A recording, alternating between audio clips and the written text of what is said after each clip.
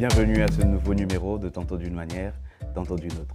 Vous le savez, vous connaissez le principe de l'émission, une vidéo, une courte vidéo, et on commande par la suite, selon que le Saint-Esprit va nous le donner, de discuter autour de ce sujet. Alors pour celle-ci, nous retrouvons un petit enfant. Vous savez que j'aime les vidéos des petits enfants. D'ailleurs, pendant que j'en parle, si vous avez une vidéo qui vous parle, ou si vous avez une vidéo que vous pensez que l'on peut décortiquer ensemble, n'hésitez pas de nous l'envoyer inbox sur Instagram, sur Facebook ou sur WhatsApp pour ceux qui ont les numéros de téléphone. Envoyez-nous votre vidéo, envoyez-nous la vidéo qui vous a parlé afin que l'on la décrypte ensemble. Mais spécialement pour cette année, nous aurons quelques petites différences. Il y aura des fois où nous allons raconter une histoire et sur base de cette histoire, nous allons tirer des leçons.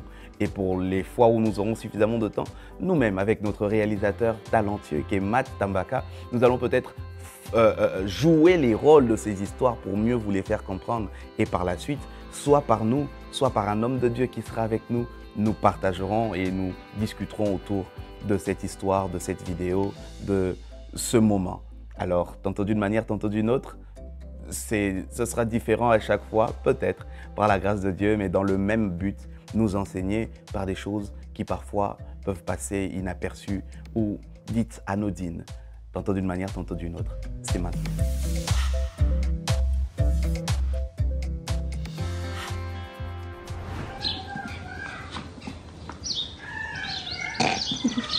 Keep going. Good boy.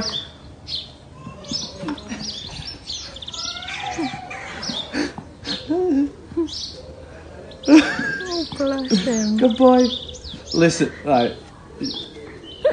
Oh, yeah, right. Come on, last one. Oh, no.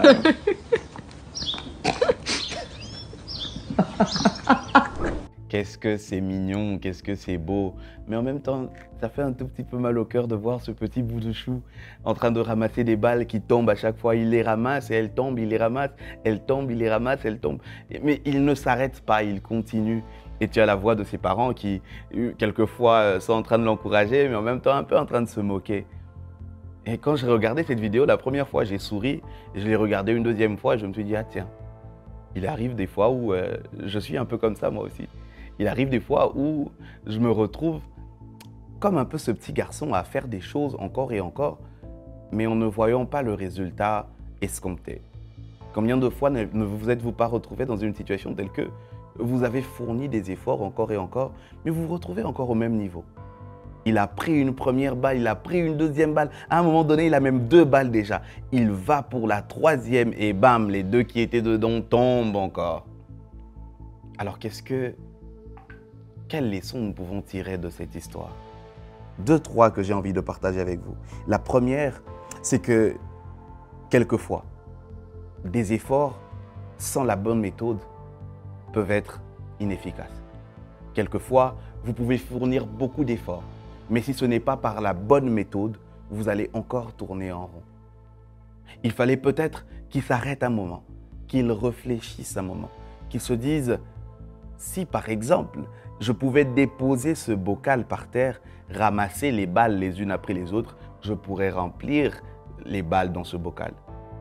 Si par exemple, je pouvais ramasser les balles une à une, mais le bocal par terre, je ferais la chose. Mais avoir le bocal, en même temps, ramasser les balles et les mettre dedans, faisait reprendre le travail encore et encore. Ça m'emmène à un passage biblique. Vous savez, le livre des Proverbes, le chapitre 3 du 5e au 6e verset, nous donne une piste par rapport à cette histoire. La Bible dit « Confie-toi en l'Éternel de tout ton cœur et ne t'appuie pas sur ton intelligence. Reconnais-le dans toutes tes voies et il aplanira tes sentiers. » Un peu comme ce petit garçon. Il est en train d'essayer encore et encore son succès. Mais ce verset rappelle que nos propres forces ou notre raisonnement est limité. Ça ne suffit pas toujours dans certaines choses que nous devons faire. Il est essentiel, il est primordial de rechercher la sagesse et la guidance de l'Esprit. Le Saint-Esprit vous dira, pour ceci, fais ceci, ne fais pas ça. Pour cette histoire, va plutôt comme ça.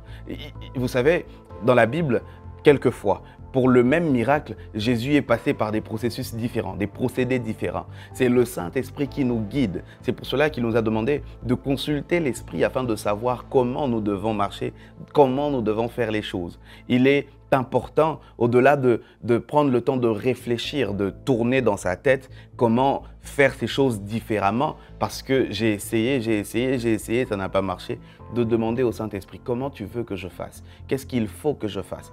Mais surtout, il faut prendre le temps de s'asseoir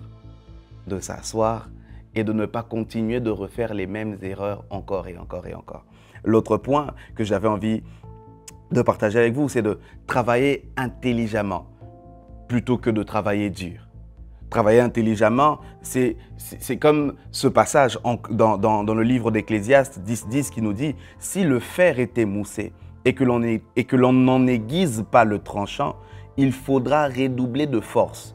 Mais la sagesse a l'avantage d'assurer le succès. » Vous voyez, l'Ecclésiaste est en train de nous dire que vous gagnez en temps en passant du temps à affûter votre lame avant d'aller couper le bois. À affûter votre lame avant de couper. Ça vous fera gagner en temps, ça vous fera dépenser moins d'énergie que si votre lame n'est pas suffisamment affûtée, vous devrez fournir beaucoup plus d'efforts pour arriver au même but. Et c'est un peu ça avec cet enfant. Il faudrait travailler sur les choses comme en amont, travailler intelligemment, travailler de manière à ce que vous puissiez fournir le moins d'efforts possible. Pour cette nouvelle année, pour le reste de votre vie, j'ai envie de dire, pour que ce ne soit pas une résolution seulement d'une année, mais que ce soit une résolution pour toute la vie. Essayez de réfléchir différemment, essayez de travailler intelligemment. Avant de vous lancer dans cette entreprise, essayez de voir qu'est-ce que vous pouvez faire en amont qui vous facilitera le travail par la suite. Il serait préférable pour vous de défricher le champ et d'apprêter tout avant que la pluie ne vienne, au lieu d'attendre que la saison de pluie puisse arriver pour commencer le travail que d'autres avaient déjà fait avant vous. Et vous aurez pris beaucoup trop de temps avant de commencer à semer. Et plus vous avez pris de temps, plus la moisson sera retardée. Alors que si vous aviez déjà apprêté votre champ, lorsque la pluie viendra, elle viendra trouver un champ qui était déjà prêt et la moisson viendra donc beaucoup plus vite. Je prie pour quelqu'un en ce jour. Je prie afin que le Seigneur vous aide à ne pas tourner en rond, à ne pas répéter les mêmes erreurs, mais à vous rendre compte de ceux qui n'avaient pas marché jusque-là, à vous rendre compte des balles qui tombaient et pourquoi elles tombaient et de rectifier le tir. Je prie afin que le Seigneur permette à quelqu'un de découvrir ce qui n'avait pas fonctionné et de rectifier le tir par sa grâce et par son esprit. Au nom de Jésus. Amen. Que Dieu vous bénisse.